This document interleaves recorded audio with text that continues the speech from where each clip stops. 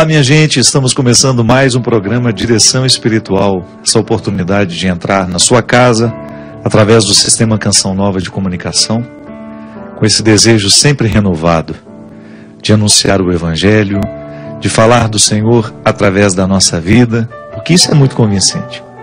Sempre que nós queremos compreender o processo de Deus na nossa vida, nós precisamos esmiuçar os nossos sentimentos, nós precisamos colocar na mesa todas as dinâmicas que nós precisamos enfrentar diariamente.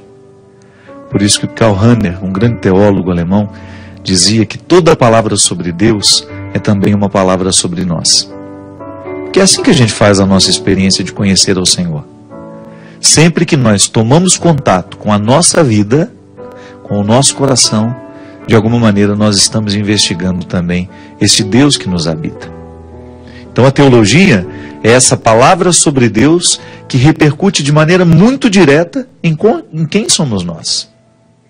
Se nós acreditamos que Deus habita o mais íntimo do nosso coração, Santo Agostinho já dizia isso, que Deus é íntimo, mais íntimo, que nós não conseguimos nem avaliar, não conseguimos nem chegar com muita facilidade, justamente pelo tanto que Ele é íntimo a nós.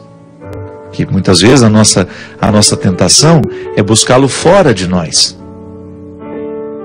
é buscá-lo para fora, quando na verdade é o mergulho em nós que nos dá acesso a Deus. Ah, padre, então para que eu vou à igreja? Você vai à igreja para ver se aquele templo, aquele rito, aquela liturgia lhe faça ter contato com você mesmo. Não é interessante isso? Eu saio da minha casa, vou à minha comunidade para rezar com a minha comunidade, porque lá eu tenho os instrumentais litúrgicos, simbólicos, que me ajudam a acessar o Deus que me habita. Então de nada vale eu ir para lá, passar pelo processo litúrgico, viver o rito, rezar, se eu não permito que este Deus me ajude a chegar ao mais íntimo do meu coração. E é ali, quando eu me descubro, quando eu olho para os meus limites e possibilidades, que eu consigo encontrar o Senhor. É por isso que não pode existir um processo de fé que não contemple a dimensão antropológica. Seria manco esse processo de fé. Conhecer a Deus é também conhecer a nós. Quanto mais eu me conheço, maior é a minha possibilidade de encontrar este Deus que me habita. Essa regra interior que me rege. Os judeus gostam de amarrar a lei, a Torá, nas suas cinturas, para que aquilo possa doer e lembrar que ali está uma regra amarrada. Que eles precisam observar o que está escrito naquela regra. Quando Jesus vem, Ele modifica essa maneira de levar a lei. Não é amarrando no corpo, mas é guardando e registrando-a dentro do coração. Quanto mais eu mergulho nos meus estatutos humanos, quanto mais eu descubro as minhas irregularidades, sim, porque eu tenho irregularidades. São Paulo já dizia que eu não faço o bem que eu gostaria de fazer. Por quê? Porque eu sou habitado por uma fragilidade. Nem sempre eu consigo fazer o bem que eu quero. A fragilidade me habita. Você sabe disso. Não precisa ler nos livros. A fragilidade te habita. Você sabe muito bem que nem sempre você consegue fazer aquilo que deveria fazer. Por mais que você tenha consciência de que o certo é agir assim, assado, na hora que você vai viver, na hora que você vai fazer, é como se uma força gravitacional te puxasse para baixo, te impedisse de ir além. E é por isso que nós precisamos mergulhar numa experiência de autoconhecimento, para que, tendo contato com a gente, descobrindo quem somos, a gente possa identificar também quem Deus é. E João, numa de suas cartas, faz uma descrição impecável sobre o ser de Deus, que ele aprendeu com Jesus, é claro. Jesus é a hermenêutica do Pai. Depois de Jesus, nós temos condições de enxergar, sem confusão, a verdadeira face de Deus. Eu não posso ainda experimentá-lo sem essas mediações. Eu sou mediado pela palavra, eu sou mediado pela liturgia, eu sou mediado pelo sacerdote. As mediações me ajudam a ter um contato com este Deus. A própria teologia, ela me coloca em contato com a verdade divina. Essas mediações são importantíssimas. Mas olha, Jesus nos ensinou que nós podemos viver uma experiência fantástica, maravilhosa, de acessar Deus sem nenhuma mediação, que é só a gente mergulhar no profundo de nós mesmos. Volto a dizer, nós vamos à igreja, nós praticamos a liturgia, tudo isso para nos jogar para dentro de nós. Uma missa bem celebrada, você sabe disso, uma missa bem celebrada faz com que a gente mergulhe no mistério da nossa humanidade, que também é divina, faz com que a gente mergulhe no mistério da divindade, que também é humana. Porque o mistério da encarnação é essa definitiva opção de Deus por provar os sabores humanos. Ele humanizou-se. Então eu tenho, através de todas essas mediações, isso é, uma realidade me ajudando a chegar, eu tenho acesso ao coração de Deus. João teve, através de Jesus. Foi amigo dele, conviveu com ele, ouviu diretamente dele. Imagina se você fosse um discípulo naquela época. Ou talvez a gente nem fosse, talvez a gente estivesse do lado dos que crucificaram Jesus.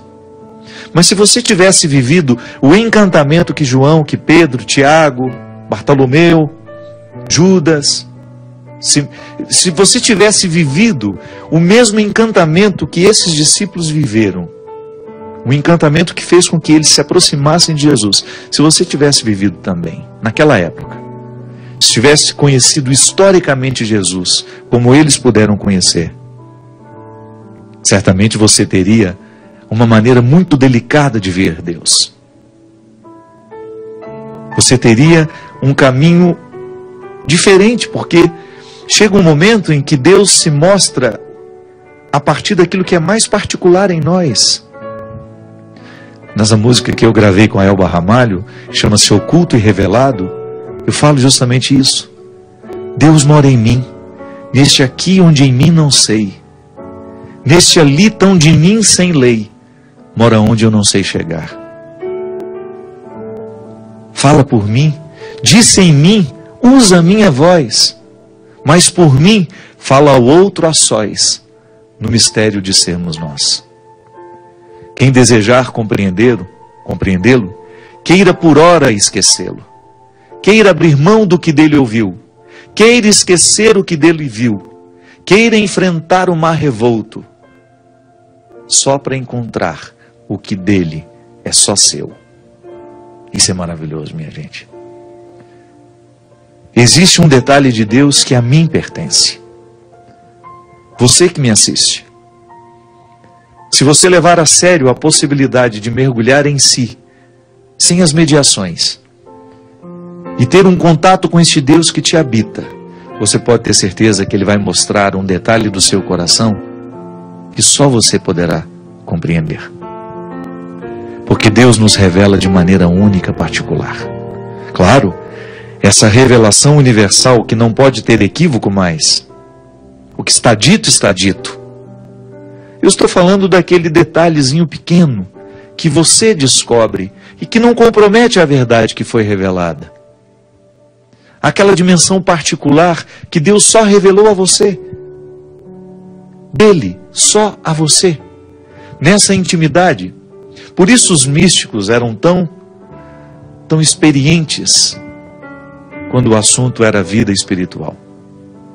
Porque eles mergulhavam diariamente em si mesmos, para que eles pudessem acessar este Deus que os habitava. Como é que eu posso querer ter uma vida espiritual se eu não faço diariamente o meu silêncio, o meu recolhimento, se eu não vivo essa experiência de jogar para dentro de mim todos os meus olhares, de cessar o meu contato com o mundo, ainda que seja por 5, 10 minutos. A vida espiritual só é possível àqueles que mergulham em si mesmos. Porque lá Deus habita. Por isso que é sempre complementar. Eu tenho a minha vida pública eclesiástica, eu frequento as liturgias da minha religião, eu frequento os templos, tudo porque eu quero ser jogado para dentro. Mas eu também, no silêncio da minha casa, sem a mediação do sacerdote, sem a mediação dos templos, sem a mediação dos símbolos, eu posso acessar este Deus, porque o Senhor, foi o próprio Cristo que nos disse isso. Vai chegar um momento em que não é aqui nem ali que adorareis, mas em espírito e verdade. E a gente acredita, eu particularmente penso, que esse espírito e verdade é o último estágio dessa evolução espiritual. Que é quando nós somos capazes de relativizar toda e qualquer geografia para estar com Ele. Estou aqui, neste momento. Esse território não é sagrado, ele não foi consagrado pela igreja, ele não foi consagrado para ser um lugar de culto. Estou sentado num banco de uma praça e posso ali fazer uma experiência real do Senhor. Sabe por quê? Porque aqui está a resposta. Deus é amor. Quem permanece no amor, permanece em Deus. E Deus permanece nele. Olha que coisa comprometedora. Deus é amor. Se nós quisermos permanecer em Deus, não adianta eu estar dentro da igreja, não adianta eu frequentar a liturgia, eu fazer isso, fazer aquilo, mas se eu não amar, se eu não estiver conectado neste amor que dele emana, eu não terei condições de permanecer nele. Não é o que fazemos exteriormente que nos salva. Não é a quantidade de ritos que vai nos redimir. Mas é a qualidade do amor que aquele rito que nós celebramos provocou dentro de nós. Se a missa que eu participo não me motiva a amar, ela não está alcançando o seu resultado final em mim. Se a oração que eu faço não provoca em mim a minha capacidade de ser ágape na vida do outro, porque o amor de Deus é ágape. Nós precisamos compreender toda vez que nós escutamos Deus é amor, nós não estamos falando deste amor banal que tantas vezes nós reproduzimos na nossa vida. Ou que lemos nos romances, que vemos na televisão, não. É o amor ágape, é o amor descomprometido, é o amor que estabelece para o outro um banquete. É o amor que convida os miseráveis a sentarem numa mesma mesa. É o amor que não faz distinção. É o amor que não joga fora. É o amor que reconcilia. Não é o amor que nos autoriza o preconceito, que nos autoriza a vaidade espiritual, a vaidade de achar que nós somos melhores que os outros. Não, é o amor que nos fraterniza. É desse que Jesus falou o tempo todo. E São João diz, nisto se realiza plenamente o seu amor para conosco, em que tenhamos firme confiança no dia do julgamento. Olha isso. Eu me sinto amado por Deus e faço da minha vida uma experiência de permanecer neste amor. Isso significa, Ele me ama e eu acolho esse amor dele na minha vida como uma responsabilidade. Porque Ele me ama, eu amo também. É o que Agostinho dizia, Santo Agostinho falava que Ele nos amou para que a gente tivesse amor com que amar. Eu não amo porque sou capaz de amar. Eu amo porque Deus me amou primeiro. Salvaguarda essa presença inaugural do amor em mim. Eu não amo porque dou conta de amar. Eu amo à medida em que eu permaneço nele. Porque Ele me deu este dom de amar. Ele me amou primeiro quando eu era miserável, quando eu era um maltrapilho, quando eu era um pecador. Isso tudo na minha herança. Sabe, você vai pegando a sua herança humana, seu pai, sua mãe, seus avós, todos eles viveram a dinâmica deste amor que chegou até você. Nós temos uma herança pecadora que chega lá em Adão. O Cristo, ao morrer por nós, não só morrer, eu gosto de falar, é o mistério da vida de Cristo. É a encarnação completa, é a vida de Jesus que nos salva. São os gestos de Jesus que nos salvam. Não é só a morte no Calvário, não. A morte é a consequência, é o momento final. Mas desde o primeiro momento em que Jesus começa a sua vida, desde o momento em que ele é encarnado, ali ele começa a salvar a condição humana. Porque ele começa a se estabelecer com o novo Adão. Como o novo Adão. Ele não é mais. Nós não somos mais, embora estejamos ligados a ele, por uma herança que nós chamamos de pecado original, nós não estamos mais condenados em Adão, porque a salvação de Cristo restaura toda a história da humanidade.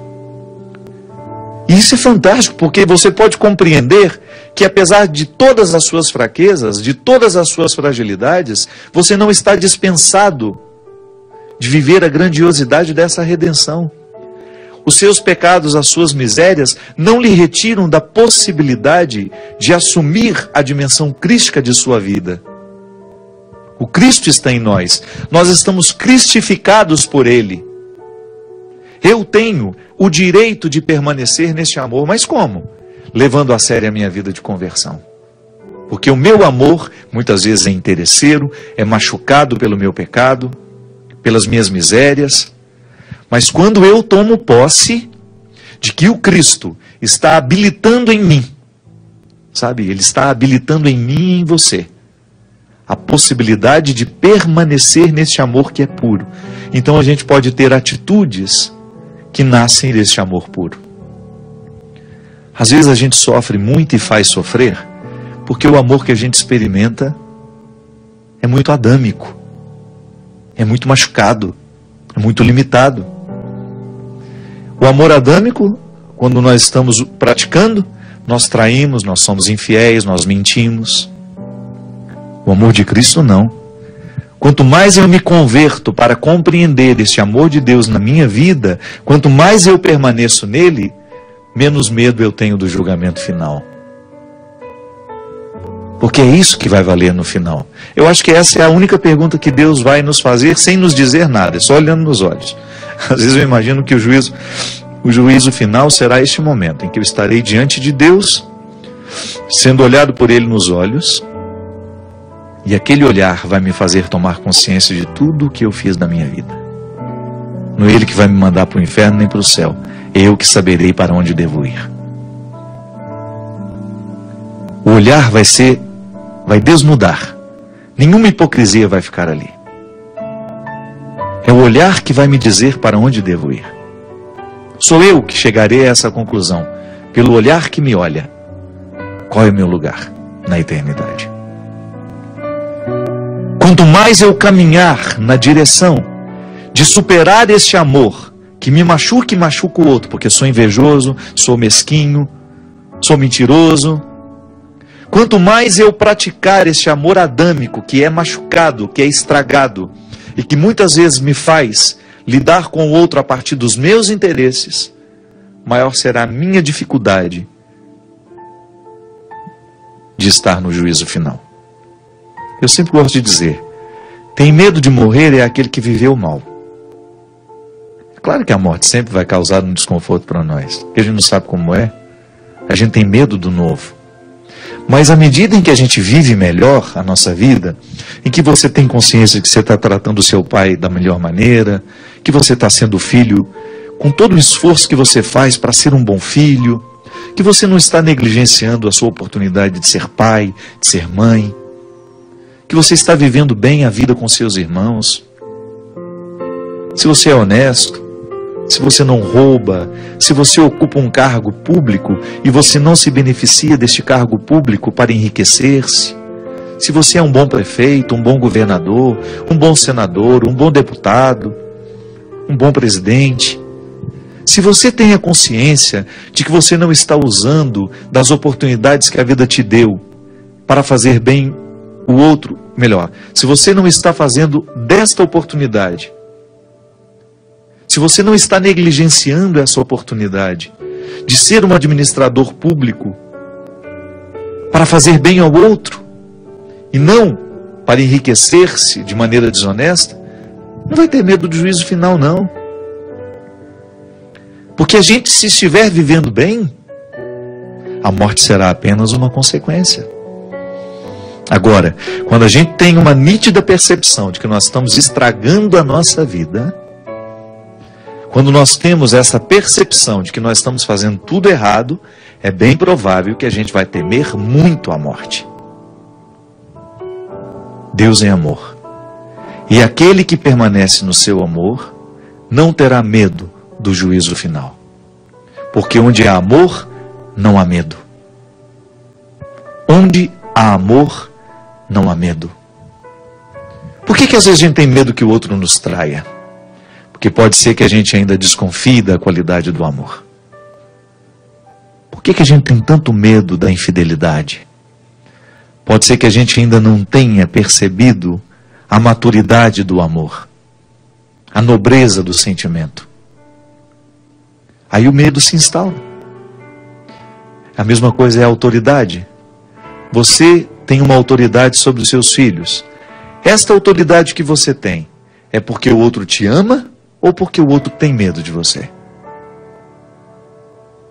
Sempre penso isso, como padre, como alguém que tem uma liderança, como alguém que tem pessoas que trabalham comigo. Essas pessoas me amam e por isso me respeitam? Ou elas não me amam e por isso têm medo de mim? O que eu extraio do outro é fruto do amor ou é fruto do temor? É uma boa pergunta para a gente se fazer. Porque você vai ter a oportunidade de mergulhar na qualidade da sua autoridade, da sua paternidade. Você que lidera um grupo de pessoas lá no seu trabalho. Essas pessoas te respeitam ou elas têm medo de você?